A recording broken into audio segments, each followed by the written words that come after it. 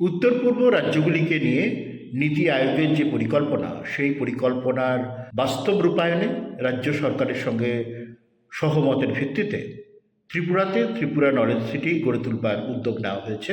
এই knowledge city দুটি পর্যায়ে গঠিত হবে।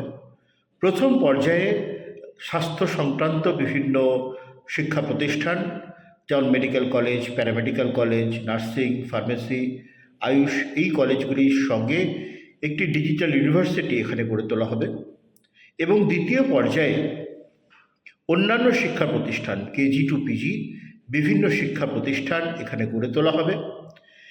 এখানে একটি কালচারাল একাডেমি, স্পোর্টস একাডেমি এবং বিভিন্ন আন্তর্জাতিক মানের রিক্রিয়েশন, যে ক্লাব, রিক্রিয়েশনের যে সমস্ত প্রয়োজনীয় প্রতিষ্ঠান, সেগুলি এখানে গড়ে তোলা হবে এই ত্রিপুরা কেন্দ্রে। এর মূল লক্ষ্য হচ্ছে যে এখানকার মানব সম্পদের উন্নয়ন। কীভাবে মানব সম্পদের উন্নয়ন? আজকে পড়াশোনা করবার জন্য বা চাকরির জন্য যে সমস্ত যুব সম্প্রদায় আজকে রাজ্যের বাইরে গেছেন, তাদেরকে আবার আকৃষ্ট করে রাজ্যে ফিরিয়ে আনা এবং রাজ্যের আর্থসামাজিক অবস্থার মানোন্নয়ন ঘটানো। এর ফলে রাজ্যের যুব সম্প্রদায়, বর্তমান যুব সম্প্রদায় যেমন শিক্ষা এবং তাদের শিক্ষা পরবর্তী কাজের সুযোগটা আরও বেশি করে পাবেন, সেই সঙ্গে সঙ্গে যারা আজকে রাজ্যের বাইরে রয়েছেন তারাও আবার রাজ্যে ফিরে আসবেন একটা স্থিরতার আভাস পেয়ে। আমরা এই প্রকল্পটি 2027-এর মধ্যে শেষ করতে চাইছি।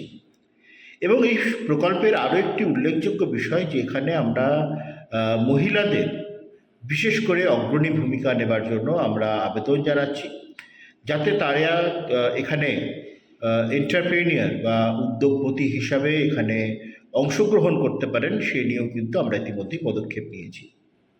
এই ত্রিপুরা নলেজ সিটির পরিকল্পনা বা মাস্টার প্ল্যান কি হবে, এটা নির্ধারণ করবার জন্য আগামী 7ই মে আমাদের আগরতলা প্রেস ক্লাবে বিকেল 3টে থেকে একটি আলোচনা সভার আমরা আয়োজন করেছি। সেখান থেকেই আমরা এখানে ত্রিপুরা নলেজ সিটি কীভাবে গঠিত হবে, কিভাবে তারা এখানে গড়ে তোলা হবে, কারা এতে অংশগ্রহণ করবেন, কিভাবে অংশগ্রহণ করবেন, এই একটা সামগ্রিক রূপরেখা আমরা তৈরি করব।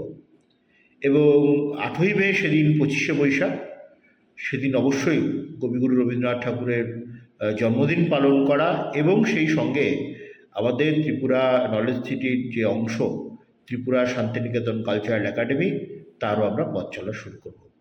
এই সমস্ত প্রক্রিয়াতে আপনাদের সাদর আমন্ত্রণ এবং সাদর অংশগ্রহণ আমরা একান্তভাবে কামনা করি।